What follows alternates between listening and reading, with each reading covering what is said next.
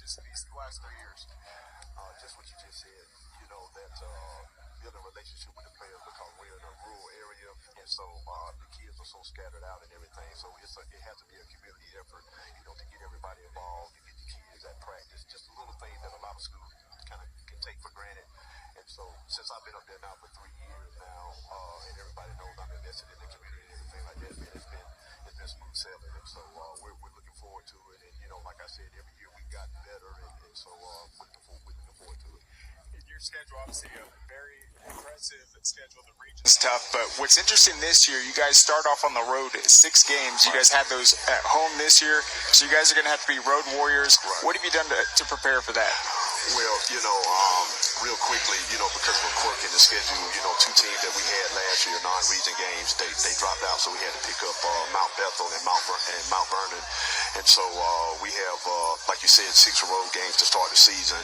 And the thing that I've told the kids, that's why we've done a lot this summer away from Greenville, with OTAs and stuff like that to prepare the guys. And I think it's going to bode well for us because you know better than anybody that our region is so tough, and it's going to give us a chance to kind of galvanize, get together, and get ready for a brutal stretch down the last season when we get ready for region play.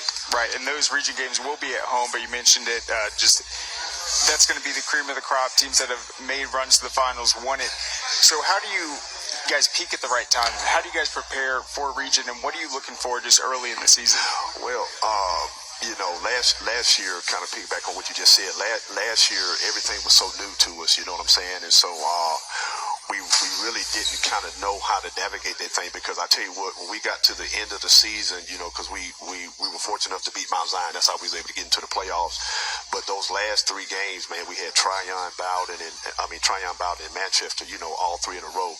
And it really took a toll on us, and that's why we were kind of on fumes when we got ready to go to the playoffs. And so the thing I told my coaching staff, we've got to work on depth. We've got to get some better depth because, when you get to those schools, that they're so well prepared and they've got so much talent that, if you're not on your A game, you can have some issues. We did have promise against those teams. We did some good things against them, but we just couldn't sustain it because we didn't have just the sheer numbers. And so we've been working on depth, and we've got more kids out there this spring, and I'm happy about that. And so conditioning is a factor, and we're trying to see if we can get as many kids away from going both ways as possible. And so we've got some freshmen that's going to have to step up, but we've got a lot of experience coming back, and so that's something that I'm going to lean on. Throw it to Wesley real quick. Wesley, what impresses you about this schedule that Greenville has, putting the new teams on there, and just your questions to Coach Sanders? Well, yeah, as you mentioned it, they got 2 new teams, as Coach was mentioning, and then obviously that region schedule, one of the toughest there is. You mentioned it, Coach, especially when Craig was mentioning starting the road the first 6 games. But then on top of that, your last 2 games are going to be the 2 big ones, just Bowden and Manchester. How do you guys as a team prepare to get going and really stay on top of your game so late in the season? Well, I'm going to tell you what we experienced last year, and it was new for all of us, including myself, is that when we got to that gauntlet, it was just an increase in just the intensity and everything, and it kind of caught my kids off guard because those 3 teams are really, really good. And so I told the kids we've got to be ready when we really get off the bus because we got kind of off on a slow start, and it kind of put us on our heels, and so we were kind of playing catch up the rest of the game.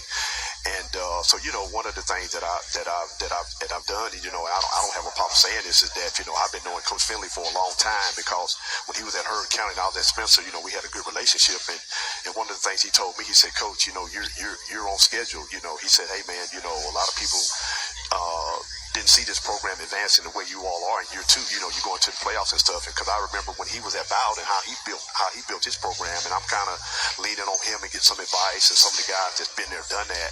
And the one thing they said is that's going to bode well for us is that for us going to the playoffs last year, you get extra practice time. And so it gave us, an extra week or 2 to really get kids and see what it is to be at that level. We can talk about it all day long. You guys know it.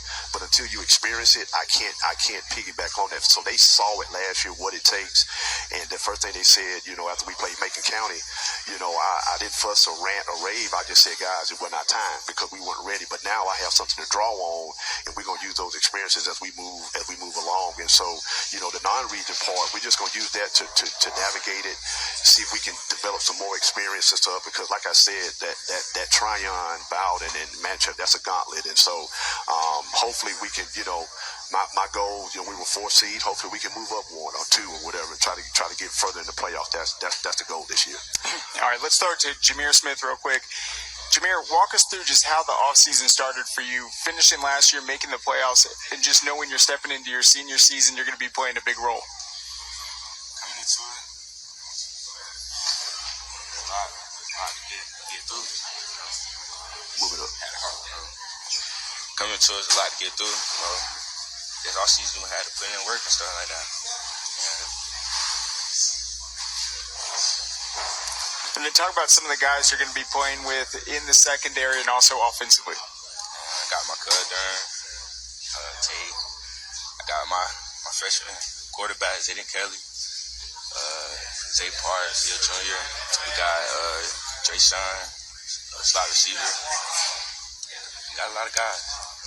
Then I'll throw it to Wesley real quick, but we talked about how tough the region is. We got some all-region players right here. I mean, how much did that mean to you? It meant a lot, Coming from where I was at, I ain't get no playing time, so now I'm here and I became a region, got region. It's great. Absolutely. All right, and then I want to talk to Markel. Markel, last season you rushed for 1,000 yards. You also had Antavius Richardson, who also rushed for 1,000 yards. Now he's gone, so now that workload will all be on you without the threat of your quarterback also rushing. Right now, how are you really carrying that weight? I don't carry any good, That just means I got to step up, be a leader on the team. 1,000 yards, I'm trying to go for 2,000 this year, I'm the only one. Yeah. Yeah, and so you mentioned your goals. You want to get 2,000 yards this season. Right now, what are some of the things that you've done in the offseason to really prepare yourself for that? Work, We stay in the weight room every day, weight room, field, got to put it in. Football is a priority. It's not something you just can do. You got to get up and work. Yeah, and then you're also, as I mentioned, the running back. He's got a new quarterback this year. Talk to me about his progress and really how he's come along. Yeah, he came a long way. He was just an 8th grader. Now he's a 9th grader. Zayden Kelly. I feel like he's going to be something special. He's the biggest 9th grader we got. He like 6'2", 190, got an arm. He can get it out there. He can make short throws, deep throws. Yeah. All right, and then I want to talk to Tay real quick. Tay, you guys, we already mentioned it, loaded region. As a defensive back, you're going up against a guy like Kenny Prothero. You got so many talented guys in that region. How, as a defensive back, do you prepare for guys like that? I mean, I got my DB coach. He helped me a lot with tall guys. Since I'm a short guy, nobody think like short guys can play defense back because the height.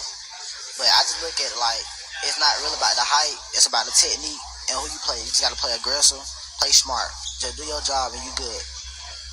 And you mentioned do your job, and we're here with Coach Sanders. How much has he really instilled that do your job mindset in you guys? He enforced that a lot. Like, he tell us every single day, you don't do your job, you're not playing, being sit on the sideline with him. Like, he enforced that a lot. He can never stress it enough. And then Coach Sanders, we got a couple minutes left. I want you to talk about these guys real quick. These guys, and you said it, and I know we're short on time, but the thing that I'm excited about is that, all these guys, we got a lot of all-region guys coming back this year, and, with these guys, Marquell Darren, he's rushed for over 2,000 yards in his career. Jameer Smith, one of the top receivers in the region coming back.